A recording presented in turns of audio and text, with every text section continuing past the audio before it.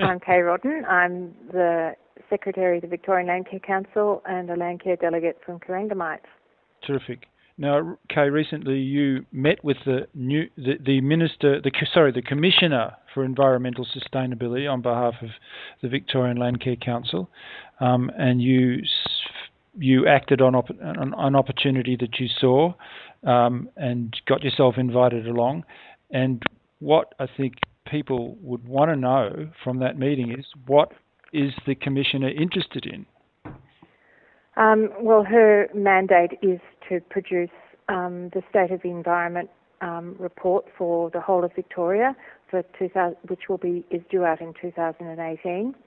So she is gathering partners and ideas as part of that process. If you remember, she's the third Commissioner for Environmental Sustainability. The first was, the name escapes me, but he concentrated on the sort of science of it. The second one was Kate Orty, and she concentrated on community engagement. And Gillian Sparks is really interested in trying to improve the way we report on our environment. So she's really interested in the indicators that we use, getting acceptance of the indicators across all levels through all stakeholders. What do you think of the opportunities for land care?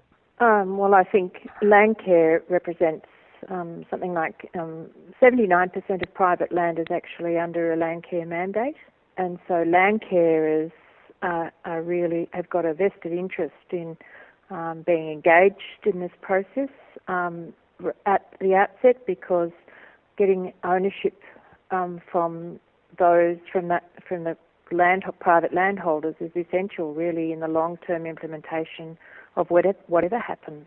I think she can see how important that is. I think that came out of the Kate Orty report, and she's hoping to get government buy-in to that sort of process, I think. So I think land care, this is the first time that land care has been brought in right at the very beginning. Gillian Sparks is really interested in trying to stop the silo mentality with data and try and make sure that the VCMC and the Commissioner of Environment and the SOE 18 and all the different reporting frameworks are linked and feeding into each other. So I think, and she's really interested in the whole citizen science area.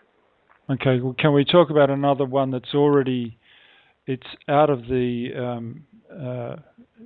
yard and sprinting down the track, and that's the native vegetation regulations. Yep.